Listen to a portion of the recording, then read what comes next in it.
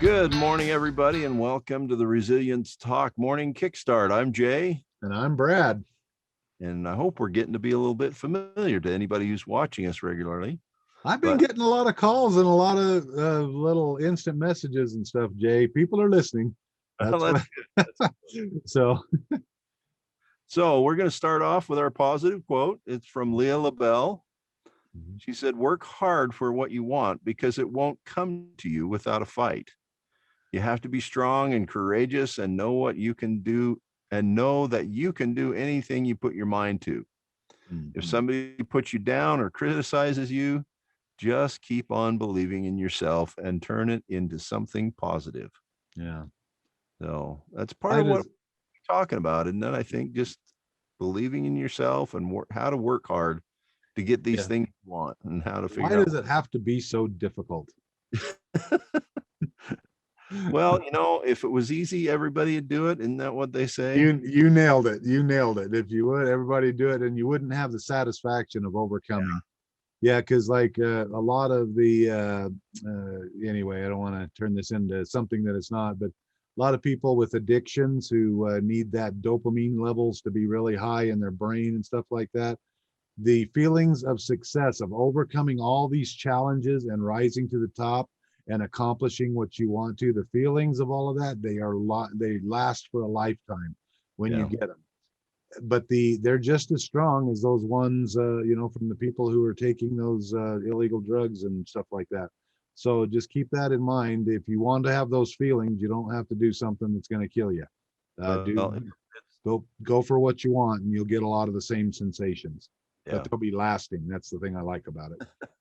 Well, being an engineer, it's those hard problems that you feel the best about when you solved a problem that seemed almost impossible, and you see whatever it is come to life and do what you wanted it to do.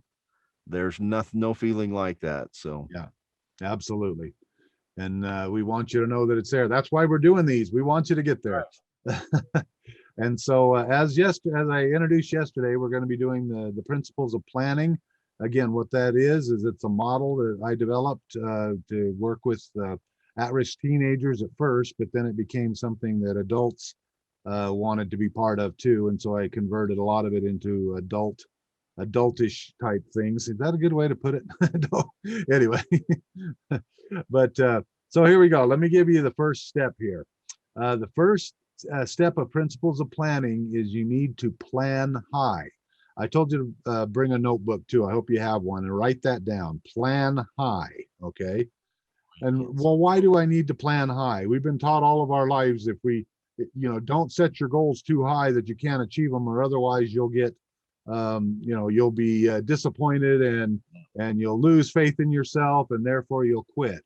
Well, here's if you want to call it a necessary evil, unless you have the high plan there, you're not going to have the motivation that it takes in order to accomplish something. There's an old Indian saying, I wish I could give more definition of who wrote this, but you're better to aim for the stars and hit only the moon than aim for the moon and hit only a rock.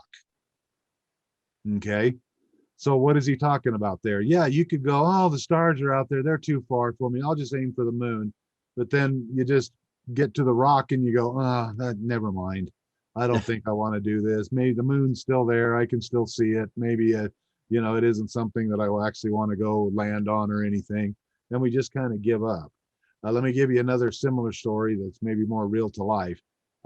There's so many people that I talk to that say, I said, what's your goals? What is it you want to accomplish? And they'll give me this answer of something like, I just want to get my bills paid off. Think about it. How motivating is that? Because bottom line, you're paying your bills. I mean, yeah, they'll get paid off sometimes as long as you don't keep stacking the debt. However, expand it a little bit. Start out at the beginning of the year when you set your financial goals and say, all right, my goal is to get out of debt, to have $5,000 to $6,000 set up in the bank into a savings account, and go on a cruise next year in the Bahamas during January. Isn't that a little more exciting to go after? But just do it and watch what happens. Just do it and watch what happens. But that's just a necessary part of it. feel free to just sit down and have a dream night where you just put everything out there. Just get a pad of paper, a black pencil, write down everything you could ever think of. If you had, and as you're doing this, imagine that you have all the money in the world. Money's not an issue. What would you like to accomplish? Okay. Yeah, go ahead and put that you'd like the nice house and the nice car there. But think outside the box even a little more. If you had the money and you had the influence, what would you do to change the world? What would you do to make the world more livable? What would you do to make the world that people are more kind to each other? Let your mind just go nuts. Okay. This is a very important step. I call it mind expansion time. Just take the time to do it, and take a few days to do it if you have to. But that's it. That's your first step, is to plan high. Very necessary. And then we'll go from there tomorrow. And I'll get rid of all of those things that people taught you. Well, Brad, it doesn't do any good to plan high. If I can't achieve it, I don't. No. It's important. Trust me. You'll be more clear on it after I describe the next step tomorrow. Yeah. If your goal has just in it, yep, you're not planning high enough. Correct. I like that. You have all the quotes, Jay. I'm jealous.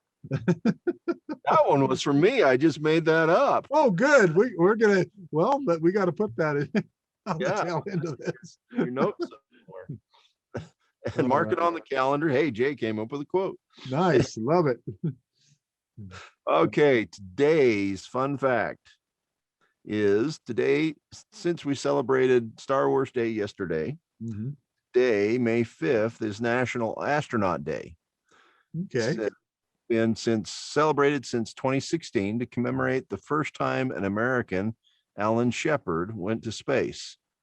From the first ever space flight to the longest space flight by a woman, we have come a long way. So today, I don't know if you want to get spaced out, but today is National Astronaut Day. So let's celebrate all those men and women who put their life on the line to explore what is around us and bring us back, our favorite things like Tang and Yep. That's Tang was originally made for astronauts. Remember those commercials? Right. All the things, all the microprocessors and technology we developed for the space program. We need to thank the astronauts who did what they did and what they've been through. And absolutely. Anyway, so that's our fun factor for today. So thanks again for listening, watching, however you're experiencing our Kickstart. Make sure you subscribe. Make sure you like our Facebook page. There's lots of fun things on our Facebook page. So, and we'd love to see you every day as we do these morning Kickstarts. So come on back tomorrow. All right, we'll see you.